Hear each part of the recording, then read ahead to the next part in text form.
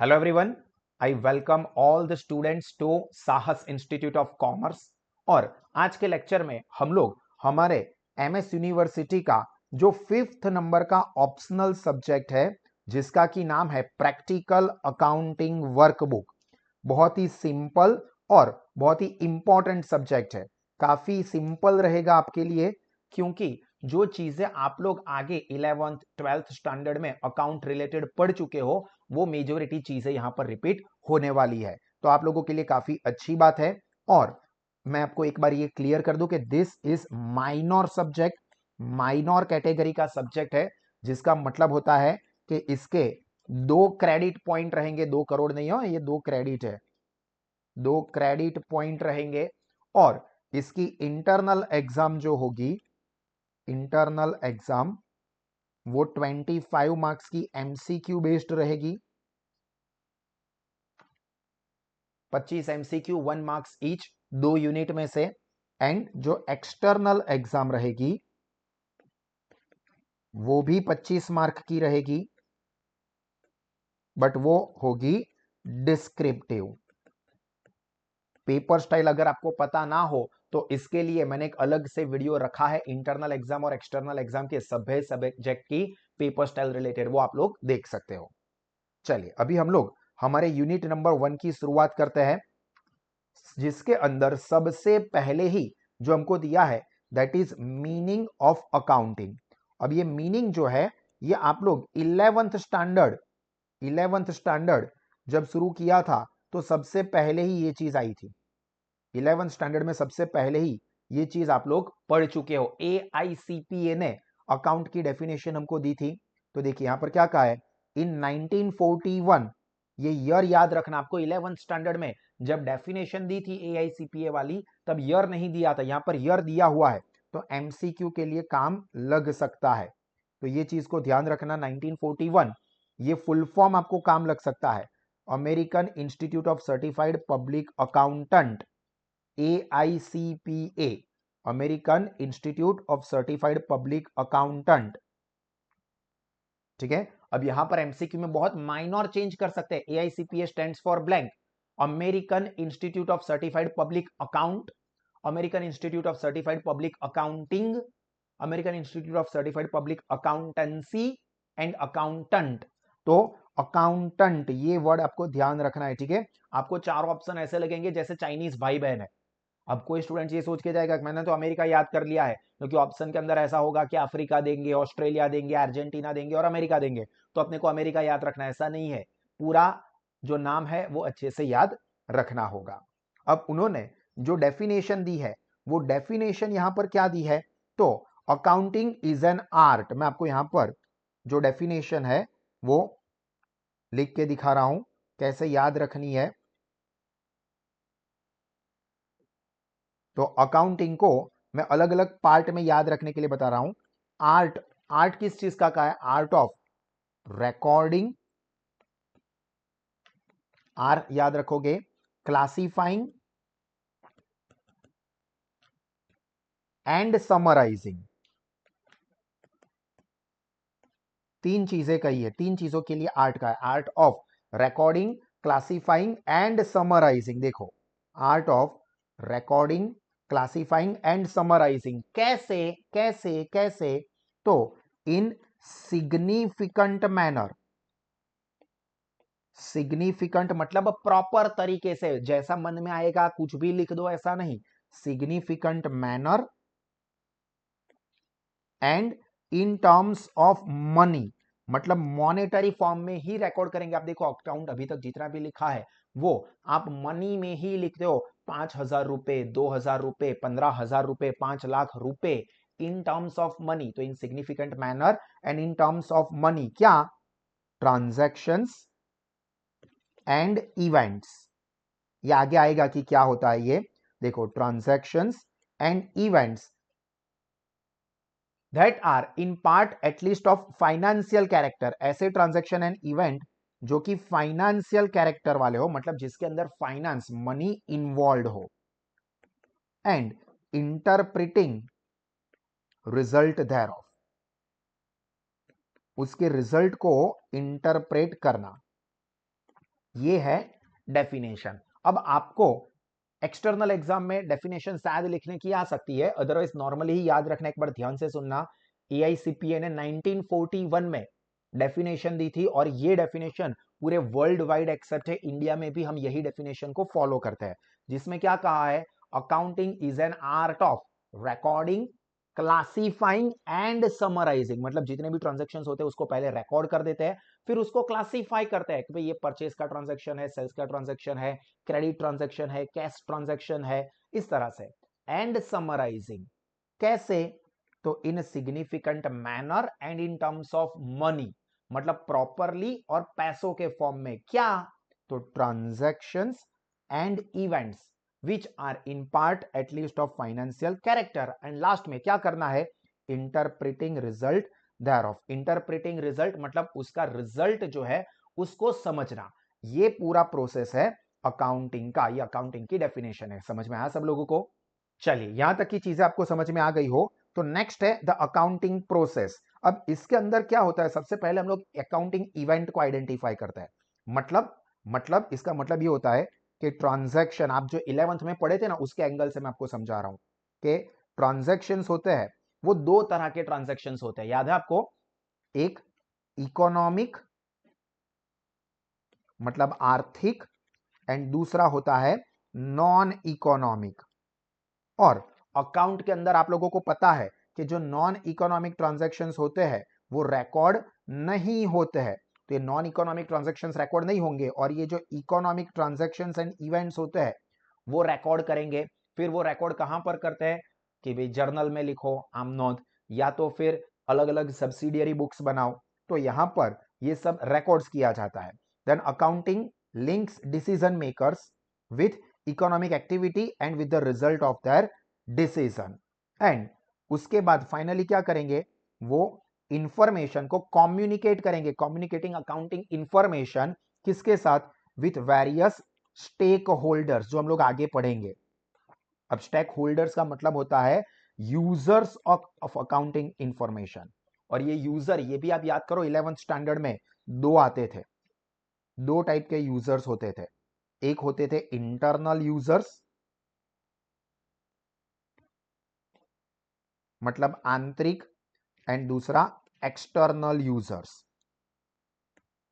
तो उन लोगों को ये इंफॉर्मेशन पहुंचाने का काम करता था, जिसके ऊपर देखो यहां पर लिखा ही है कि ये जो इंटरनल एंड एक्सटर्नल यूजर्स है वो अपने इंपॉर्टेंट इकोनॉमिक डिसीजन ये अकाउंट से लेते हैं। तो ये चीज कुछ काम की नहीं है, this is only for reference. तो मैं यहां पर लिख देता हूं ओनली फॉर रेफरेंस,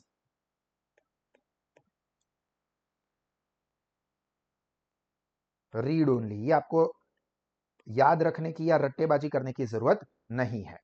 अब यही चीजें जो हमने ऊपर डेफिनेशन में पढ़ी, वही चीजों को यहां पर एक एक करके एक्सप्लेन किया हुआ है। Identification, measurement, recording and communication. तो इसको हम लोग समझते हैं। सबसे पहला हमको बोला है आइडेंटिफिकेशन। आइडेंटिफिकेशन, तो इसके अंदर क्या करते हैं हम लोग, सबसे पहले ही मैंने कहा कि जो इकोनॉमिक ट्रांजैक्शन या इवेंट है उसको आइडेंटिफाई करते हैं। मींस मैं यहां पर टिक मार्क भी करूंगा और बाजू में इसके मेन कीवर्ड्स भी लिखूंगा। Determining what transactions to record and what transaction not to record. अब कौन से ट्रांजैक्शंस रिकॉर्ड होते हैं ये आपको पता ही है। कौन से ट्रांजैक्शंस एंड इवेंट्स रिकॉर्ड होते हैं, only economic transactions which can be measured in terms of money, मतलब ओनली मॉनेटरी इकोनॉमिक ट्रांजैक्शन। यहां पर हम लोग क्या करते हैं आइडेंटिफाई करने में, ये देखते हैं कि भाई इकोनॉमिक ट्रांजैक्शन है या तो फिर नॉन इकोनॉमिक ट्रांजैक्शन है। ट्रांजैक्शन या इवेंट दोनों। और ये जो नॉन इकोनॉमिक ट्रांजैक्शन है वो रिकॉर्ड नहीं करते हैं। Economic transaction which can be measured in terms of money उसको रिकॉर्ड करते हैं। तो सबसे पहले हम लोग आइडेंटिफाई करेंगे। उसके बाद सेकंड है मेजरमेंट। तो ये भी आगे आ चुका है कि हम लोग कैसे ट्रांजैक्शंस एंड इवेंट्स को रिकॉर्ड करेंगे। इकोनॉमिक है बट वो मनी में मेजर हो सके वैसे। तो इट मींस देखो क्या कहा है, quantification of the business transaction into main keyword financial terms. मतलब यहां पर आप देखोगे तो जो ट्रांजैक्शंस होते हैं ना उसको हम लोग काउंट हो सके ऐसा जरूरी है, क्वांटिटेटिव इंफॉर्मेशन रिकॉर्ड करता है अकाउंट, क्वालिटेटिव इंफॉर्मेशन नहीं रिकॉर्ड करता। ये आप लोग पढ़ चुके हो कि अकाउंट की मेन क्वालिटी क्या है, फीचर क्या है, कि अकाउंट सिर्फ क्वांटिटेटिव इंफॉर्मेशन को रिकॉर्ड करता है, क्वालिटेटिव इंफॉर्मेशन को रिकॉर्ड नहीं करता है। पर अब क्वांटिटी में भी कंफ्यूजन हो सकता है। अब मैं फॉर एग्जांपल आपको बताऊं कि भाविन सर ने साहस इंस्टीट्यूट के लिए 5 एयर कंडीशन परचेज की है, ठीक है। एक एयर कंडीशन की प्राइस फॉर एग्जांपल 60,000 रुपीज है, तो 5 की प्राइस होगी 3 लाख रुपीज। अब मैं यहां पर आपको एग्जांपल देता हूं, एग्जांपल समझो।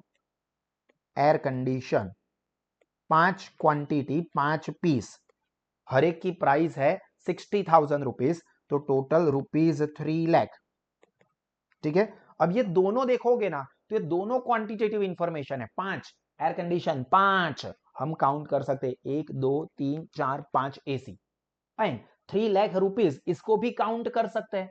तो हुई तो दोनों क्वांटिटेटिव इंफॉर्मेशन। पर अब अकाउंट में जब हम लिखते हैं तो क्या लिखते हैं, आप trading account, P and L account, balance sheet कुछ भी बनाते हो तो उसके अंदर 5 पीस, 50 पीस, 2 पीस, 15 लीटर ऐसा लिखते हो, या 5 लाख रुपए, 2 लाख रुपए, 1 लाख रुपए ये लिखते हैं। इट मींस कि हम लोग वही चीजें लिखते हैं क्वांटिटेटिव जो मनी में मेजर हो सके। तो यहां पर मेजरमेंट किसमें करना है, मनी में। तो यहां पर सिर्फ मॉनेटरी चीजें लिखी जाती है, मतलब मनी में मेजरमेंट हो वही चीजों को यहां पर लिखा जाता है। तो मेजरमेंट में याद रखना है कि जो मनी में मेजर हो सके वैसे, और वो भी बिजनेस के रिलेटेड, यो ओनली बिजनेस ट्रांजैक्शन,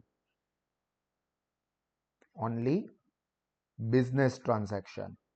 इसका मतलब क्या हुआ कि अगर कोई पर्सनल ट्रांजैक्शंस होते हैं तो personal transaction books of account में, बिजनेस के बुक्स ऑफ अकाउंट में रिकॉर्ड नहीं होते हैं।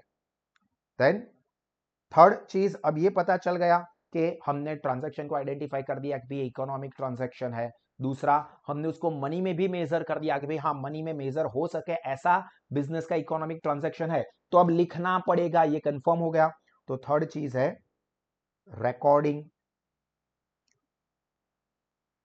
रिकॉर्डिंग, सॉरी ये रहा।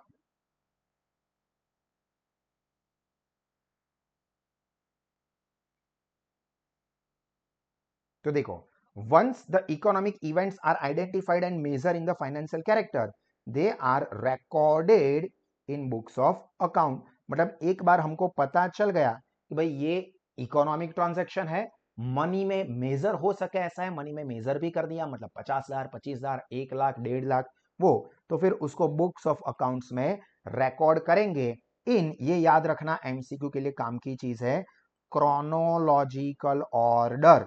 मतलब जब हम जर्नल एंट्री लिखते हैं, तो मैंने आपको समझाया था अकाउंट के फंडामेंटल वाला वीडियो आप देखोगे तो उसमें बताया हुआ है कि जर्नल एंट्री में ट्रांजैक्शंस जो होते हैं, जर्नल एंट्री क्या है, जिसमें ट्रांजैक्शन को सबसे पहली बार लिखा जाता है, तो इसमें क्रोनोलॉजिकल ऑर्डर में लिखा जाता है।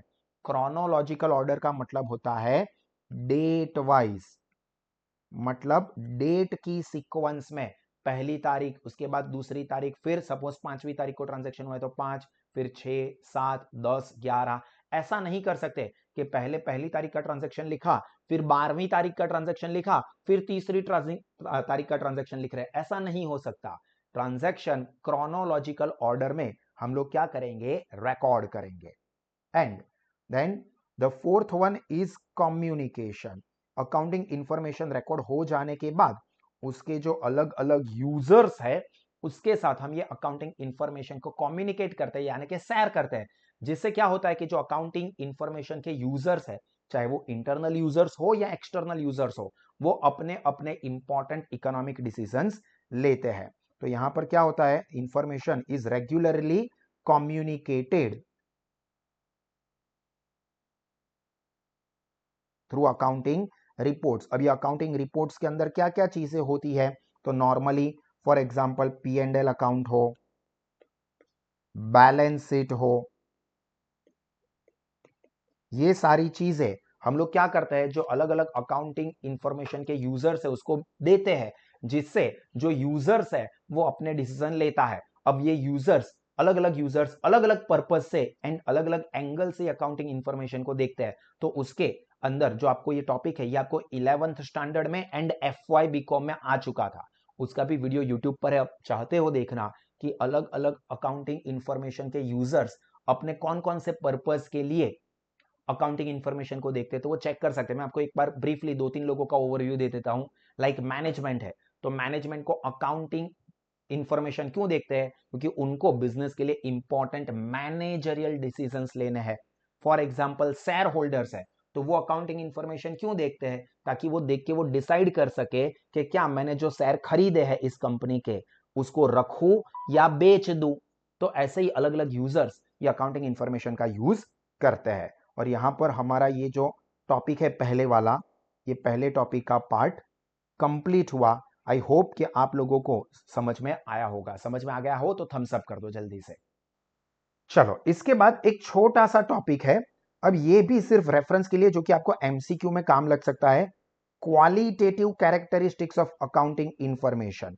देखो, अकाउंटिंग इंफॉर्मेशन ये हमने देखा कि क्वांटिटेटिव इंफॉर्मेशन को ही रिकॉर्ड किया जाता है, बट इसका मतलब ये नहीं है कि कुछ भी क्वालिटी होनी ही नहीं चाहिए। फॉर एग्जाम्पल भाविन सर आपको पढ़ा रहे हैं या कोई भी टीचर आपको पढ़ा रहे हैं, तो कितने लेक्चर्स ले रहे हैं ये क्वांटिटी हो गई। 50 लेक्चर लिए, 100 लेक्चर लिए, 200 लेक्चर लिए, ये क्वांटिटी हो गई। बट सिर्फ क्वांटिटी इंपॉर्टेंट नहीं है, उसके अंदर क्वालिटी भी तो होनी चाहिए ना, कि सर जो पढ़ा रहे वो कैसा पढ़ा रहे, समझ में भी आता है या नहीं, नोट्स वगैरह देते हैं या नहीं, वो कुछ डाउट्स है तो डाउट सॉल्व करवाते हैं या नहीं, अच्छे से पढ़ाते हैं या नहीं। ये कुछ क्वालिटी भी होनी चाहिए लेक्चर्स के अंदर, टीचर्स के अंदर। वैसे ही अकाउंट में भी क्वांटिटेटिव इंफॉर्मेशन को हम रिकॉर्ड करते हैं, बट वो क्वांटिटी के अंदर भी कुछ क्वालिटी होनी चाहिए। ये भी आप 11th स्टैंडर्ड में FY बीकॉम में पढ़ चुके हो। ये सब्जेक्ट आपका, ये जो पूरा यूनिट है ना, वो पूरा ऐसा समझो कि रिवीजन ही है। जो 11th और FY में आप पढ़ के आए थे उसका रिवीजन ही कर रहे हैं हम लोग। तो कौन सी क्वालिटेटिव क्वांटी फीचर्स हमारे अकाउंटिंग इंफॉर्मेशन के अंदर होनी चाहिए, तो आपको मेन चीजें ये याद रखनी है। रिलायबिलिटी, रिलेवेंस, अंडरस्टैंडेबिलिटी एंड कंपैरेबिलिटी, ये 4 क्वालिटी होनी चाहिए। 1, 2, 3 एंड 4 याद रखना फॉर MCQ।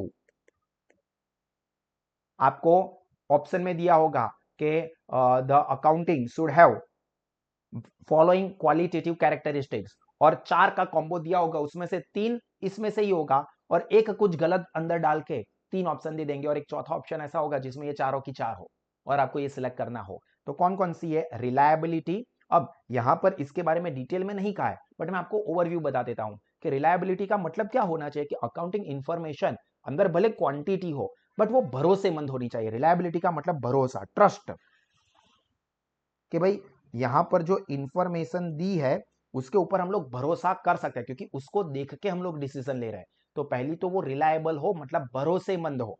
दूसरा रिलेवेंस, रिलेवेंस मतलब कनेक्टेड, कनेक्टेड या आप लोगों के लिए काम का हो। मतलब फॉर एग्जांपल आप सेकंड ईयर में पढ़ रहे हो और मैं आपको ऐसा बोलूं कि देखो सेकंड ईयर के एग्जाम का पेपर मेरे पास है, मैं एग्जाम से पहले दे दूंगा, बोलो चाहिए? तो ये आप लोगों के साथ रिलेवेंट है? तो आप बोलोगे हाँ सर चाहिए, दे दो दे दो, મને જોઈએ છે, મને જોઈએ છે। पर अगर मैं ऐसा बोलूं 8th स्टैंडर्ड के स्कूल का पेपर मेरे पास आ गया है, सर अभी उसका हम लोग क्या करेंगे, हमारे लिए वो बिल्कुल भी रिलेवेंट नहीं है। तो अकाउंटिंग इंफॉर्मेशन में क्या क्वालिटी होनी चाहिए? रिलेवेंस होना चाहिए। रिलेवेंस मतलब आपके लिए काम का होना चाहिए, यूजफुल। देन अंडरस्टैंडेबिलिटी, अंडरस्टैंडेबिलिटी मतलब समझ सके, समझ में आना चाहिए, समझ में आए ऐसा होना चाहिए। क्या लिखा है, फिर वो गोलमाल के तुषार कपूर जैसा हो, यानी ओ ए यानी ओ ए ऊ माया ओ, पर मतलब समझ में नहीं आएगा तो कुछ काम का नहीं है। तो अंडरस्टैंडेबिलिटी एंड लास्ट कंपैरेबिलिटी। कंपैरेबिलिटी मतलब हम अकाउंटिंग इंफॉर्मेशन को कंपेयर कर सके। अभी फॉर एग्जांपल आप लोगों का रिजल्ट है, अभी एक स्टूडेंट का हम रिजल्ट देते हैं फॉर एग्जांपल मार्क्स में, ठीक है? एक का रिजल्ट हम देते हैं परसेंटेज में, दूसरे का रिजल्ट देते हैं पीआर में, परसेंटाइल में, चौथे का रिजल्ट हम दे रहे हैं ग्रेड में, तो फिर ये चारों के रिजल्ट को हम कैसे कंपेयर करेंगे? कंपैरिजन हो ही नहीं पाएगा प्रॉपरली। तो इसके लिए क्या जरूरी है कि इंफॉर्मेशन सभी एक ही फॉर्मेट में हो। मतलब पिछले साल की इंफॉर्मेशन हमने जिस फॉर्म में लिखी थी, इसी फॉर्म में इस साल की भी इंफॉर्मेशन लिखेंगे, अगले साल की भी इंफॉर्मेशन लिखेंगे, तो हम लोग वो तीनों ईयर के डेटा को कंपेयर कर सके। तो कंपेरेबिलिटी होनी चाहिए। तो आपको ये 4 क्वालिटेटिव कैरेक्टरिस्टिक्स याद रखनी है, काफी इंपॉर्टेंट है एग्जाम पर्पज से। Reliability, relevance, understandability and comparability. बोलो समझ में आया यहां तक? Now very very important topic जो आप लोगों को 11th के लिए भी मोस्ट इंपॉर्टेंट था और FY के अंदर भी आपके लिए मोस्ट इंपॉर्टेंट चीज ही थी, and that is accounting cycle. Accounting cycle का प्रोसेस ये आपको एग्जाम ओरिएंटेड काफी इंपॉर्टेंट है। मतलब अकाउंटिंग का पूरा प्रोसेस किस तरह से चलता है, कहां से शुरू होता है, कहां पर खत्म होता है, ये पूरा हमारा अकाउंटिंग प्रोसेस या अकाउंटिंग साइकिल है। आप लोगों को ये चार्ट भी बनाना होगा और उसके नीचे एक्सप्लेनेशन भी देना होगा, अगर 5, 6, 7 मार्क के लिए पूछा है तो। अगर 2-3 मार्क में पूछते हैं तो सिर्फ चार्ट बनाने के लिए कहेंगे, ठीक है। और ये सीक्वेंस तो याद रखनी ही है for the purpose of MCQ। तो देखिए, सबसे पहले यहां पर हम सबसे पहली चीजों में सीक्वेंस में दिखा रहा हूं, नंबरिंग करके बता रहा हूं ताकि आपको याद रहे कि आप सबसे पहले क्या करोगे।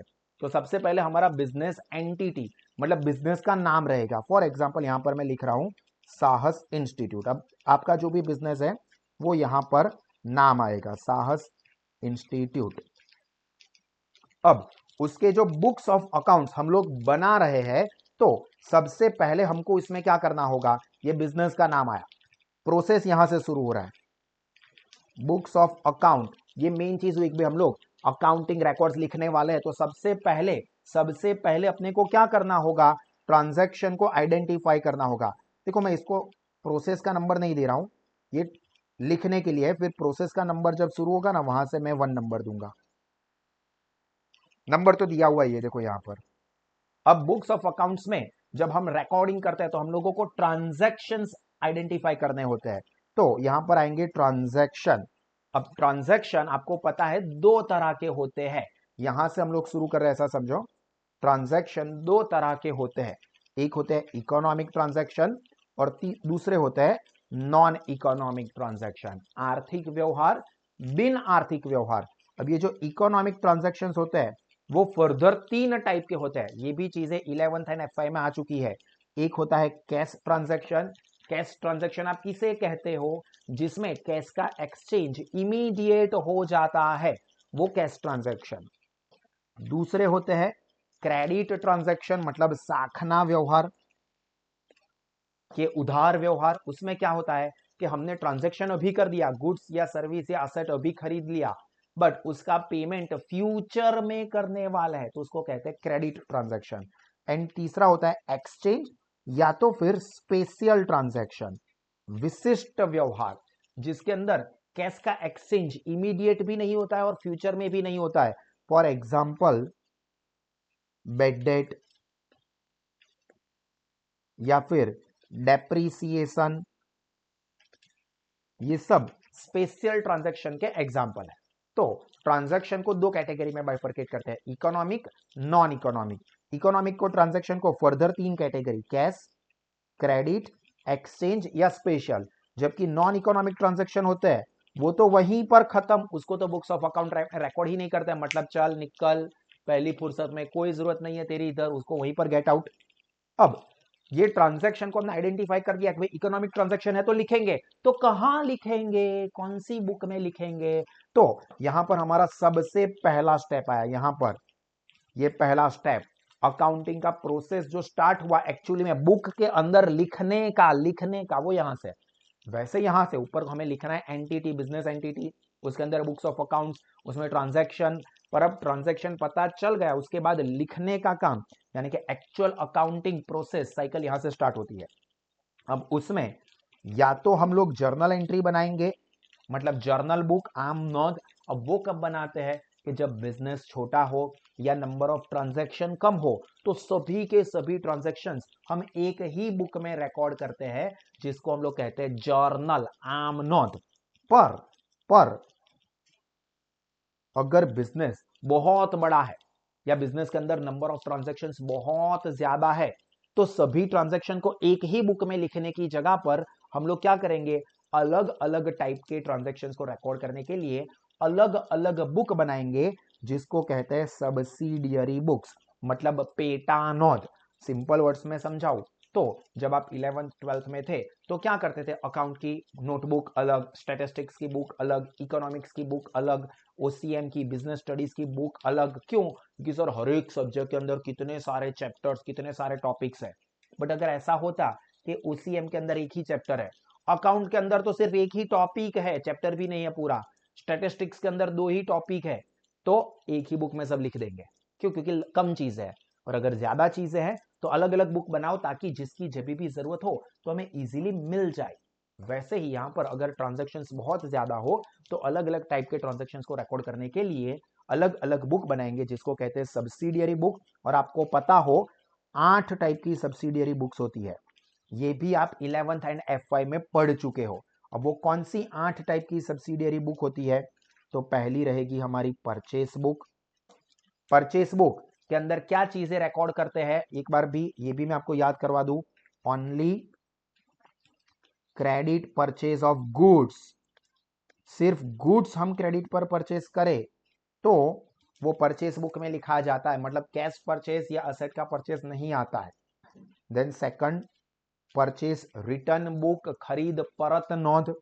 देन थर्ड, सेल्स बुक, ये क्या क्या रिकॉर्ड करता है, only credit sales of goods. और चौथा है सेल्स रिटर्न बुक, जो गुड्स हमने क्रेडिट पर बेचे हैं थर्ड सेल्स बुक में, वही अगर वापस आता है तो सेल्स रिटर्न बुक में लिखेंगे।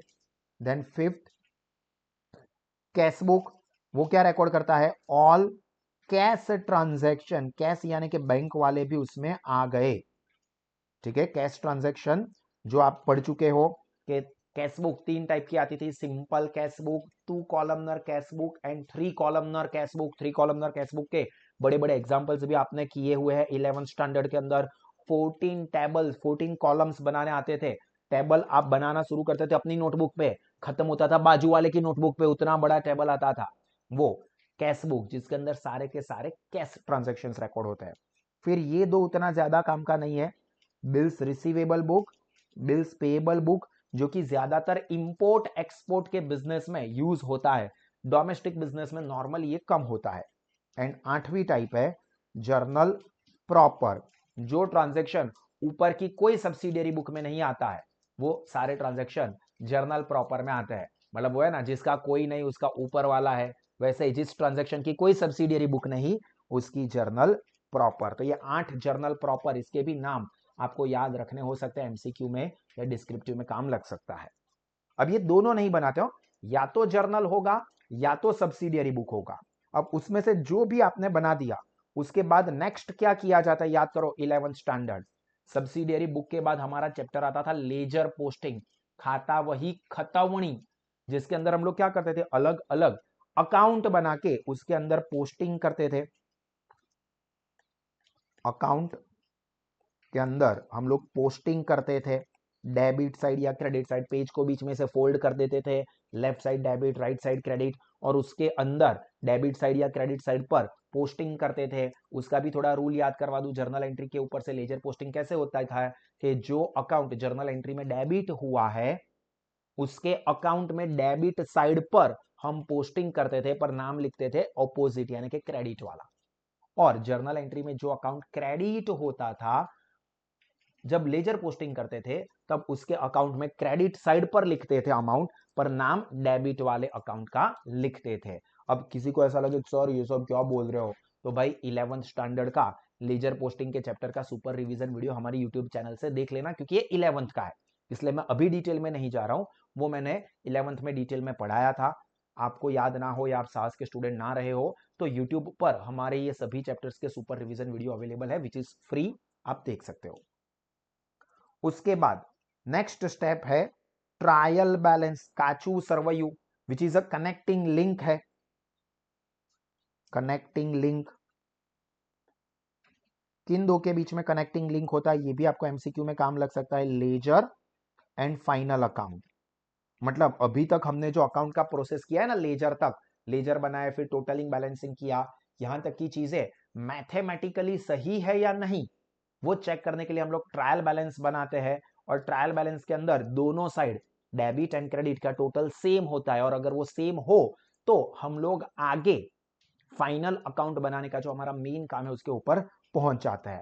पर लेकिन किंतु परंतु अगर ट्रायल बैलेंस की दोनों साइड का टोटल सेम ना हो तो हम डिफरेंस की अमाउंट का क्या करते थे, डिफरेंस की अमाउंट को हम लोग एक टेम्पररी अकाउंट में लिखते थे जिसको हम कहते थे सस्पेंस अकाउंट, गुजराती में उपलक खातू। सस्पेंस अकाउंट में वो अमाउंट लिख के ट्रायल बैलेंस को टैली कर देते थे ताकि आगे फाइनल अकाउंट बनाने का काम कर सके।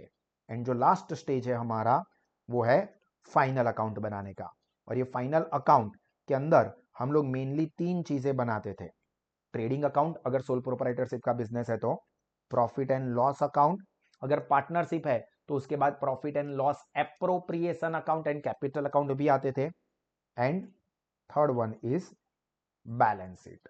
और ये बैलेंस शीट का दोनों साइड का टोटल सेम होता था, जबकि ट्रेडिंग अकाउंट का जो रिजल्ट आता है, जो ऑलरेडी आप लोगों को पता ही है बट फिर भी बता दूं, इसको हम लोग ग्रॉस प्रॉफिट या ग्रॉस लॉस कहते हैं, जबकि पी एंड एल अकाउंट के रिजल्ट को हम लोग नेट प्रॉफिट या नेट लॉस कहते हैं।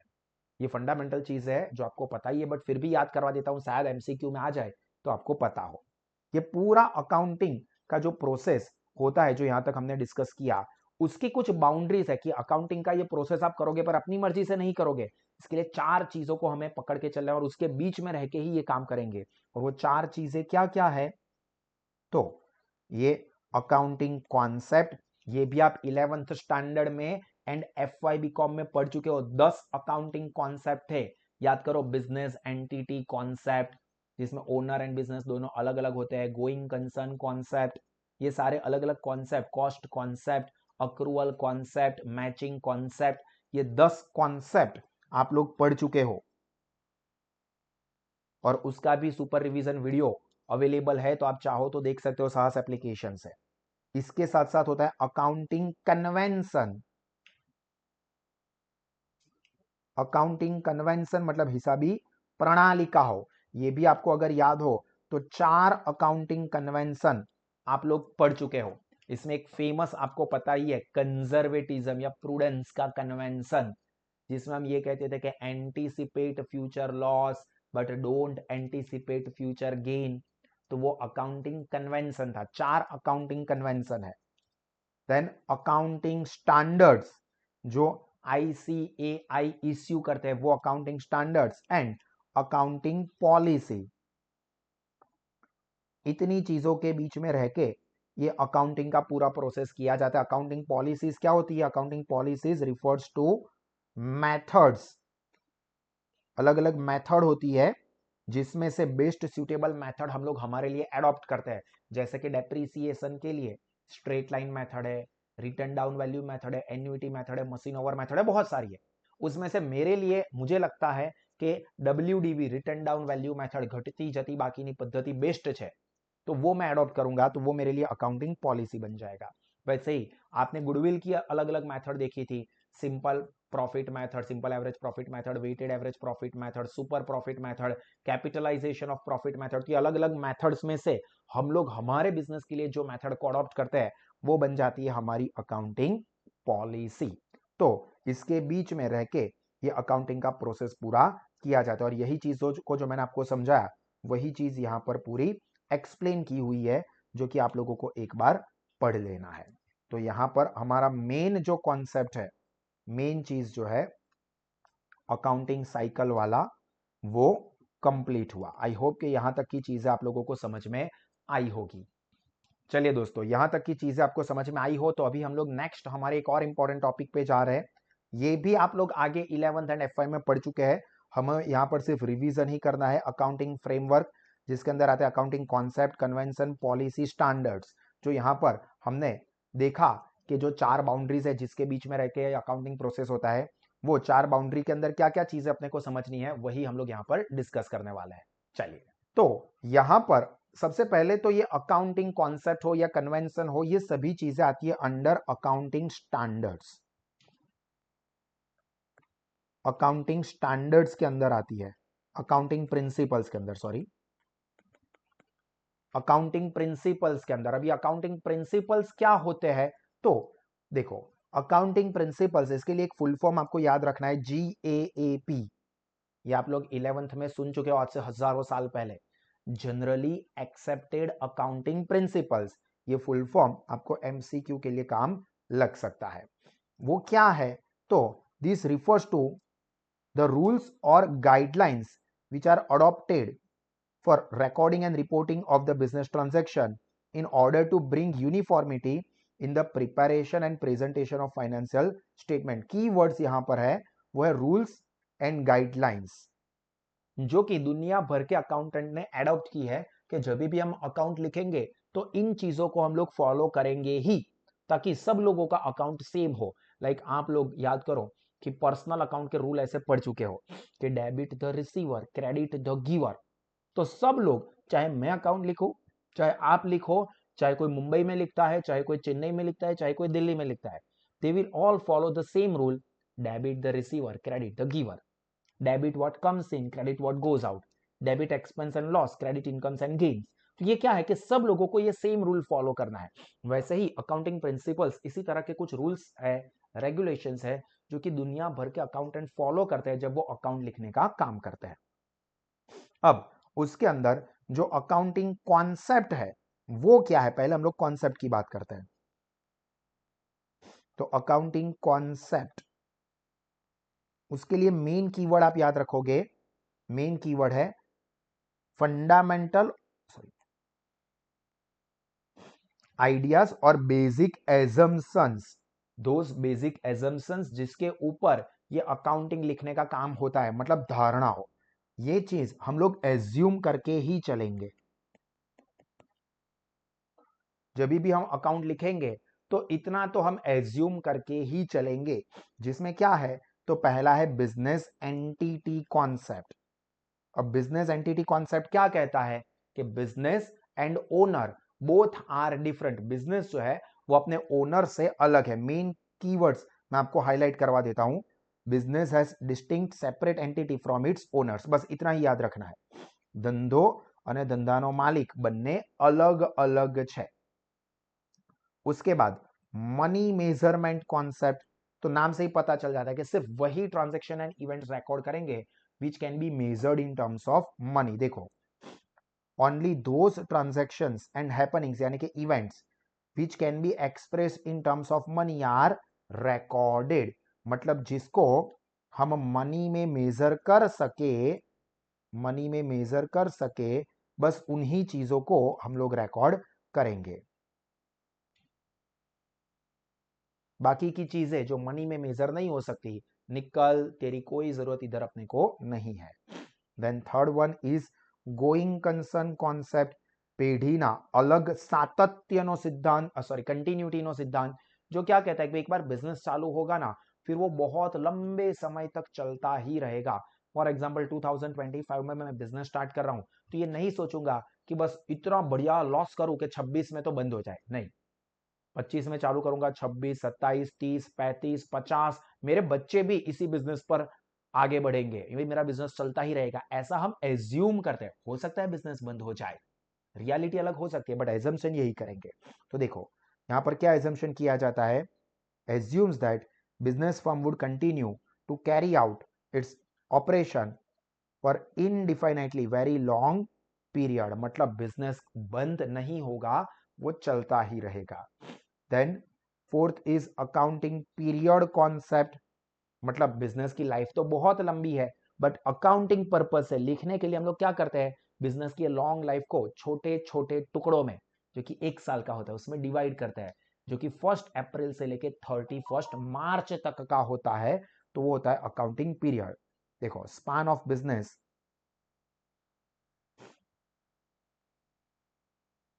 फॉर फाइनेंशियल स्टेटमेंट, अब ये नॉर्मली यहां पर मैं लिख के दिखा देता हूं, वो पीरियड 1 ईयर का होता है, जिसको हम लोग फाइनेंशियल ईयर कहते हैं। और ये कहां से कहां तक का होता है, तो 1 अप्रैल से लेके नेक्स्ट ईयर 31 मार्च तक का। ठीक है। देन नेक्स्ट, कॉस्ट कॉन्सेप्ट, पड़तरनो सिद्धांत। ये क्या कहता है कि भाई जब भी हम कोई असेट खरीदते हैं, तो असेट खरीदते वक्त जितना भी खर्चा हुआ है, ये सब को हम लोग उसकी प्राइस में ऐड करते हैं। देखो, assets are recorded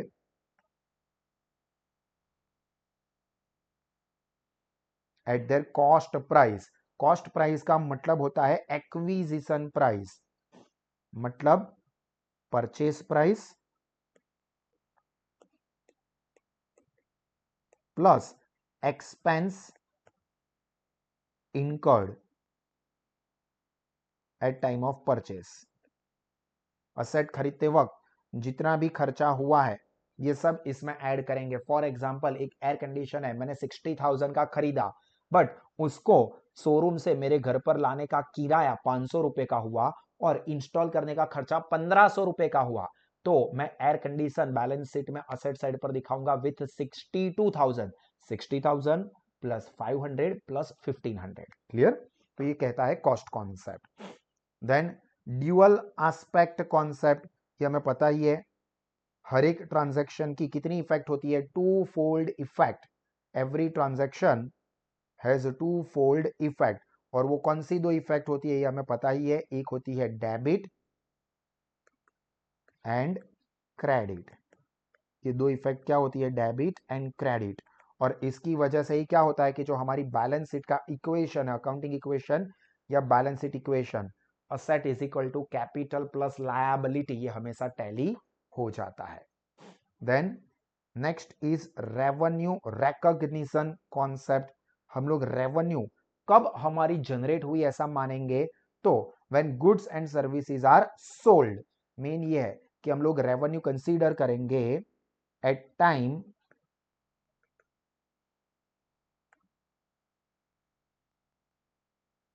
when goods और सर्विस आर सोल्ड। जब हमने बेचा उस टाइम पर हम लोग हमारी रेवेन्यू जनरेट हो गई ऐसा मानेंगे। एक्चुअली में पैसा कब मिलता है, लेना देना नहीं है। मतलब फॉर एग्जांपल 25 मार्च 2024 को मैंने गुड्स क्रेडिट पर बेचे, ध्यान से समझना, 25 मार्च 2024 को मैंने गुड्स बेचे, जो कि फाइनेंशियल ईयर 2024-25 में आता है, और इसके पैसे मुझे मिले 15 अप्रैल 2025 को या 24 को। फिर से एक बार 25 मार्च 2024 लेते हैं, चलो, और सेल हुआ था और उसका पैसा मुझे मिल रहा है 15 अप्रैल 2024। अब ये जो पैसा मिला वो फाइनेंशियल ईयर हो गया हमारा 24-25, सॉरी 25-26, क्योंकि हमको 24, हाँ 24-25। और जब मैंने पहले बोला कि गुड्स सेल किए वो 25 मार्च 2024 को, तो उसका फाइनेंशियल ईयर होता है 2023-24। तो अब मैं मेरी रेवेन्यू कब मानूं, 23-24 में जब मैंने सेल किया था तब, या 24-25 के ईयर में जब मुझे एक्चुअली में पैसे मिले। तो यहां पर क्या कॉन्सेप्ट क्या कहता है, जब हमने गुड्स या सर्विस बेचे हो तब। तो मैंने गुड्स या सर्विस बेचे 23-24 में, तो उस साल की मेरी रेवेन्यू मानी जाएगी और उस साल के P&L अकाउंट में मैं लिखूंगा। Then next one is matching concept. Matching concept ये कहता है कि हम लोगों को पर्टिकुलर फाइनेंशियल ईयर की इनकम और एक्सपेंस को मैच करना है टू नो द प्रॉफिट और लॉस ऑफ दैट ईयर। देखो क्या कहा है यहां पर, expense incurred in the accounting period should be match with the revenue, मतलब इनकम और एक्सपेंस को मैच करना है टू नो द प्रॉफिट और loss of that year, to know profit and loss. मतलब 2024-25 का अकाउंटिंग पीरियड है, तो 24-25 का अगर हमको प्रॉफिट जानना है तो इसी साल की इनकम में से इसी साल के एक्सपेंस माइनस करने पड़ेंगे। ये हमको कहता है matching concept. Then objectivity concept. Objectivity concept ये कहता है कि transaction should be recorded in the manner so that it is free from the bias. मतलब वाउचर के ऊपर बेस लिखना है, रिकॉर्ड फ्रॉम वाउचर। वाउचर क्या होता है? बिजनेस का जो ट्रांजैक्शन हुआ है उसका रिटर्न एविडेंस। मतलब मैं कोई ट्रांजैक्शन मेरे पर्सनल बायस से मुझे क्या लगता है वो देख के नहीं लिखूंगा। वाउचर क्या कहता है, जिसको हम लोग ऑब्जेक्टिवली वेरीफाई कर सके, चेक कर सके। लिखा है सेल्स 5000 रुपीज, तो बिल देखो 5000 रुपीज का है, हाँ है, और उसी में से हमने ये एंट्री डाली है। तो ये ऑब्जेक्टिविटी का कॉन्सेप्ट ये कहता है। यहां पर जो हमारे अकाउंटिंग कॉन्सेप्ट्स है जो हमें इसमें डिस्कस करने थे वो कंप्लीट हुए। अब दोस्तों हम लोग बात करते हैं अकाउंटिंग कन्वेंशंस, मतलब हिसाबी प्रणालिकाओं। बट इससे पहले मैं आपको बता दूं कि आप या आपके कोई भी फ्रेंड्स है जो कि बेहतरीन क्वालिटी का एजुकेशन लोवेस्ट फीस पर अवेल करना चाहते हैं, तो आज ही साहस स्मार्ट स्टडीज एप्लीकेशन को सब्सक्राइब करें, जिसमें सभी सब्जेक्ट के बेहतरीन स्टडी मटेरियल्स, लेक्चर्स के videos, pre recorded videos, daily lectures के videos, revision notes, revision videos, past paper के डिस्कशन, ये सारी चीजें अवेलेबल है, जिससे कि आप अपना नॉलेज और रिजल्ट दोनों ही बढ़ा सकते हैं। आपको कोई और कोचिंग की जरूरत नहीं पड़ेगी, तो आप अपना पैसा और समय दोनों बचा सकते हैं और रिजल्ट बढ़ा सकते हैं। तो इसका बेनिफिट आप और आपके सारे फ्रेंड्स जरूर से लीजिए। अब अकाउंटिंग कन्वेंशंस मतलब हिसाबी प्रणालिकाओं। तो प्रणालिका उसके अंदर क्या क्या चीजें आती है, तो इसमें सबसे पहला जो है वो है फुल डिस्क्लोजर। फुल डिस्क्लोजर का मतलब क्या? Complete information. तो जो भी ट्रांजैक्शंस है उसकी जरूरी सारी की सारी इंफॉर्मेशन हमको क्या करनी है? डिस्क्लोज करनी है। That all material and relevant in facts concerning to financial performance must be fully and completely disclosed। मतलब सभी के सभी काम की इंफॉर्मेशन अपने अकाउंटिंग रिकॉर्ड्स में लिखनी होगी। Then the second is consistency. Consistency मतलब कंटिन्यूटी, कि हम जो भी अकाउंटिंग पॉलिसी का इस्तेमाल करते हैं, यानी कि अलग अलग अकाउंटिंग की मेथड, वो ईयर आफ्टर ईयर हमें क्या रखनी चाहिए? सेम रखनी चाहिए, कंसिस्टेंसी उसमें होनी चाहिए। तो देखो, should be consistent accounting policy, should be uniform and consistent one period to another period. मतलब every year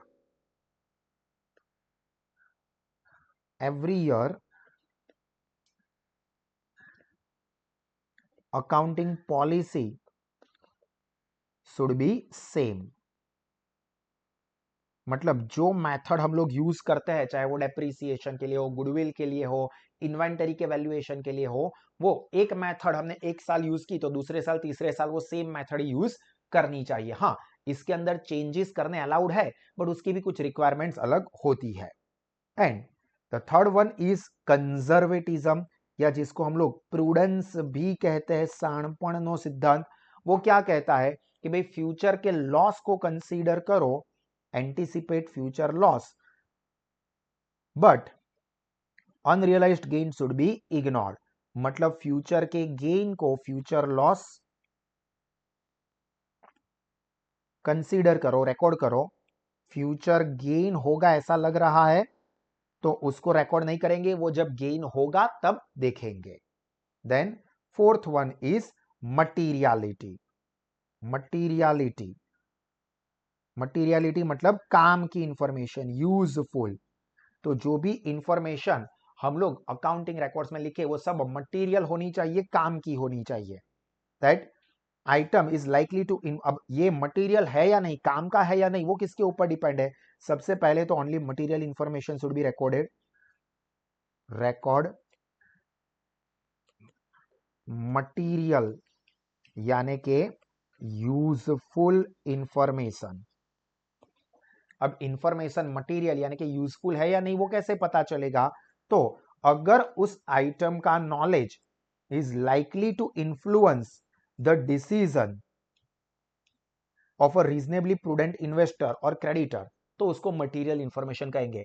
मतलब ये चीज की जानकारी अगर आपको होती तो आपका डिसीजन अलग होता, तो ये इंफॉर्मेशन आपके लिए मटेरियल है।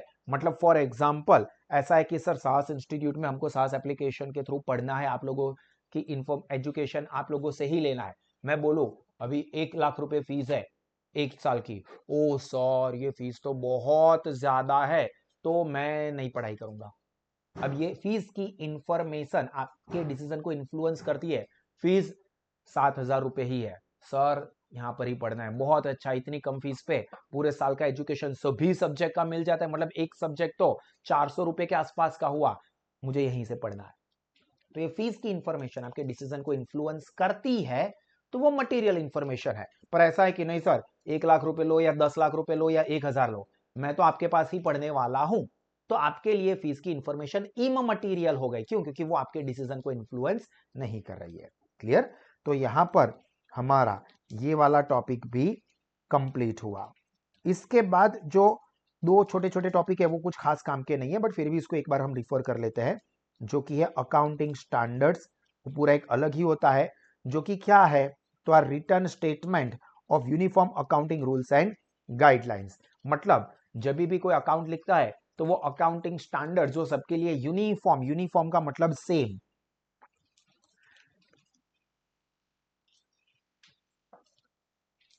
हाँ दिस स्टैंडर्ड, ये भी याद रखना एमसीक्यू के लिए काम लग सकता है, कैन नॉट ओवरराइड, मतलब उसको क्रॉस नहीं कर सकता, किसको? Provision of applicable law, custom, usages और बिजनेस एनवायरनमेंट। मतलब आप अकाउंटिंग स्टैंडर्ड को फॉलो करोगे, बट वो अकाउंटिंग स्टैंडर्ड अगर कोई लॉ को ब्रेक करता हुआ हो तो नहीं चलेगा, तो फिर आप लॉ को प्रायोरिटी दोगे। मेन चीज है अकाउंटिंग रूल्स एंड गाइडलाइंस जो कि अकाउंट लिखते वक्त फॉलो किए जाते हैं। Clear? Then next point, accounting की सिस्टम, तो ये भी आप लोग पढ़ चुके हो। एक तो होता है सिस्टम ऑफ बुक कीपिंग और दूसरा होता है सिस्टम ऑफ अकाउंटिंग। तो there are two system of recording business transaction, एक डबल एंट्री सिस्टम एंड दूसरी है सिंगल एंट्री सिस्टम। अब जो सिंगल एंट्री सिस्टम है ना दोस्तों, वो इनकम्प्लीट रिकॉर्ड्स भी कहा जाता है। ये भी आपको 11th में आ चुका है, अकाउंटिंग फ्रॉम इनकम्प्लीट रिकॉर्ड, जो कि सिंगल एंट्री सिस्टम होती है। बट हम लोग दुनिया भर में, जैसा मैंने कहा कि इसको क्या कहा जाता है, accounting from incomplete records, but everyone use, कौन सी यूज करता है? Double entry system. और ये आपको पता ही है कि डबल एंट्री सिस्टम किसने इंट्रोड्यूस की थी? 1494 एडी में। एमसीक्यू के लिए काम लग सकता है, ल्यूका पैसियोली। ठीक है? एंड बेसिस ऑफ अकाउंटिंग, तो अकाउंटिंग के बेसिस की अगर हम बात करें, देखो ये दोनों चीजें अलग अलग है, सिस्टम ऑफ अकाउंटिंग या book keeping, and now basis of accounting. Accounting हम कौन से बेस पर लिख सकते हैं? तो एक होता है कैश बेस और दूसरा होता है अक्रूवल बेस। कैश बेस मतलब सिर्फ कैश ट्रांजैक्शंस रिकॉर्ड करते हैं, और जो प्रोफेशनल्स होते हैं लाइक चार्टर्ड अकाउंटेंट्स, लॉयर, ये मेजोरिटी लेवल पर ये कैश बेसिस को फॉलो करते हैं। हालांकि कोई नहीं करता है मेजोरिटी, तो सबसे ज्यादा ये अक्रूवल बेसिस को ही फॉलो किया जाता है। अक्रूवल बेसिस का मतलब चाहे ट्रांजैक्शन कैश हो या क्रेडिट हो, वो सारे ट्रांजैक्शंस वो अक्रूवल बेसिस पे लिखे जाते हैं। रेवेन्यू और cost are recognise when they are incurred rather than they are received और पेड। मतलब जैसा रेवेन्यू रिकॉग्निशन का कॉन्सेप्ट आया था ना, वैसा ही अक्रूवल का कॉन्सेप्ट होता है। अकाउंटिंग कॉन्सेप्ट हमने आगे 9 देखे थे, 10वां एक था अक्रूवल कॉन्सेप्ट जो इसके अंदर आता है। वो के transactions are recorded as and when the incomes और expense is incurred and not when actually received और पेड। तो बेसिस ऑफ अकाउंटिंग दो होती है, कैश बेसिस जिसमें सिर्फ कैश ट्रांजैक्शंस रिकॉर्ड होते हैं, एंड अक्रूवल बेसिस जिसमें ट्रांजैक्शन कैश हो या क्रेडिट हो, वो सब या स्पेशल हो, वो सारे के सारे ट्रांजैक्शंस को रिकॉर्ड किए जाते हैं। क्लियर? तो यहां पर इसके फर्स्ट वाले पार्ट में, इस यूनिट के ये फर्स्ट सेशन में हम लोग यहाँ तक की चीजों को रखते हैं। नेक्स्ट आगे वाले पार्ट में हम लोग आगे की चीजों को डिस्कस करने वाले हैं। ये नोट्स को आप लोग अच्छे से रिफर करोगे और इसी तरह के और एक्स्ट्राऑर्डिनरी एजुकेशन के लिए, इस यूनिट के आगे के लेक्चर्स के लिए और सभी सब्जेक्ट के सारे लेक्चर्स के लिए साहस स्मार्ट स्टडीज एप्लीकेशन को आप आज ही सब्सक्राइब करें या साहस इंस्टीट्यूट के ऑफलाइन या ऑनलाइन लाइव लेक्चर से जुड़े, जहां पर लोवेस्ट फीस में बेस्ट क्वालिटी के एजुकेशन के साथ आप अपना नॉलेज और रिजल्ट बढ़ा सकते हैं। तो आप और आपके सारे के सारे दोस्त इसका बेनिफिट जरूर से लीजिए और हमेशा मुस्कुराते रहे, सीखते रहे, आगे बढ़ते रहे। दिस इज मी भाविन सा signing off. God bless you all. जय हिंद।